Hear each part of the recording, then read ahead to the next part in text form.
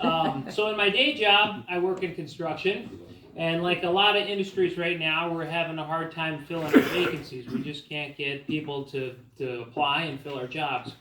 And I realized we're having some trouble filling a position right now in engineering, and part of the problem is our HR department has done a really terrible job of screening applicants. But on the bright side, I got to have an interview with somebody who worked at Starbucks as a beverage engineer.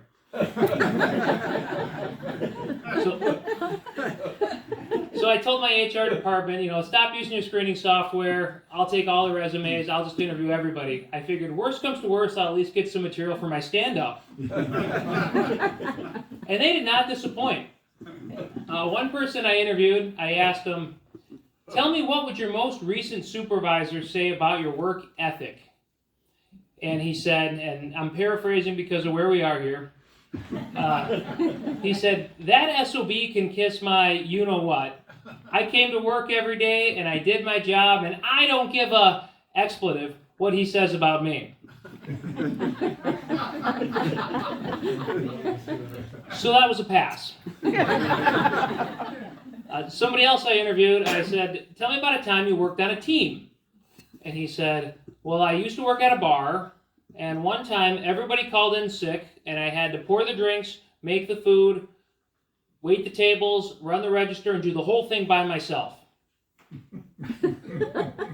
This person was a team of one, and not somebody I wanted on my team. Somebody else I interviewed, I said, tell me about a time you worked with somebody from a different culture. And he said, well, I had an office potluck, and I was in charge of bringing the bacon.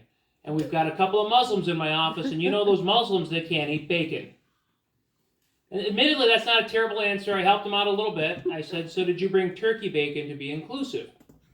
And he said, oh no, I brought the real stuff. That's their problem, not mine. So that one was also a pass. Someone else, I said, tell me your strengths. And they said, I'm hardworking, punctual, I show up to work on time, and I work hard. He forgot good with a thesaurus. The next person I interviewed answered that question a little better. I said, tell me your strengths. He said, I perform under pressure well. I thought that was a good answer. I said, can you give me an example? And he goes, bum bum bum ba da da dum, bum bum bum ba da da dum, bow bow. And I gotta admit, after that Queen rendition, he was winning me over. And so I said, how about your weaknesses? And he said, I'm just too honest. And I said, I don't really think that's a weakness. And he said, and I don't really care what you think.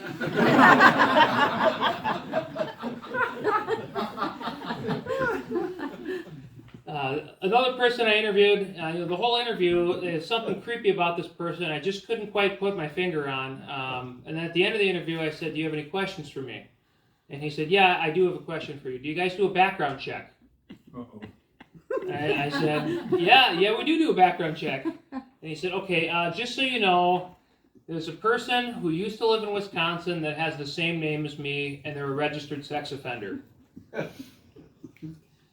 And I thought, for context, this person had a very uncommon last name. And so what are the odds we had somebody with the same first name and the same uncommon last name with 2 X's on it? Also, did you catch when I said he used to live in Wisconsin? And so if I had to guess where this offender lives now, his current address was on the resume in front of me, but I can't be certain. Either way, that was a pass. I had another person show up to their Zoom interview in a hammock. Again, I'm looking for folks to work in construction, so I thought, this person at least wants to be outside. This person happened to be an artist, and they had experience doing concrete sculpture, which is a little applicable. I asked him the obvious question, why do you want the job? And he said, well, I'm a pretty good artist, and I can draw most things except for a salary. So I decided to give Mr. Artist a chance. First day of work, my artist shows up at 7:30, and I said, "Hey, you should have been here at 7."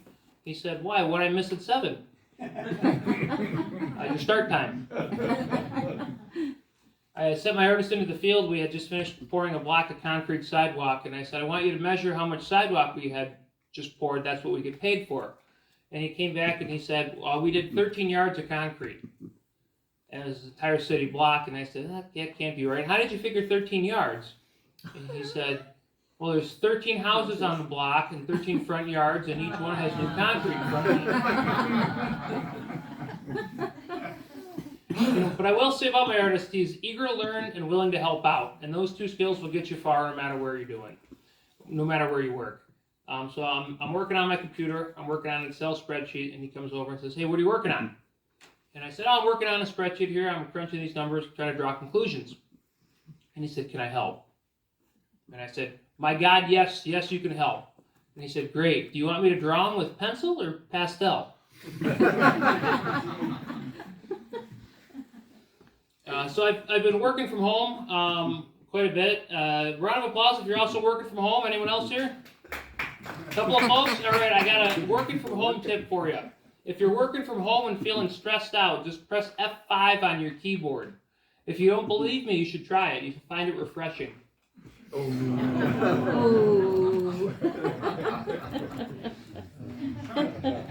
My wife and I had to get a new printer working from home. We nicknamed our printer Bob Marley, not because it prints at a pace that makes you think it's living that slow, relaxed reggae lifestyle, but because the damn thing always be jamming. I was telling that joke to a friend of mine, and he's a one-upper. You know the type, I was going to best your story by one. If you're so hungry you can eat a horse, they've already eaten two. And he goes, "Oh yeah, I've got a 3D printer at home, and I can print a gun." I said, "Oh yeah, Mr. One-Upper, I've got a Canon printer."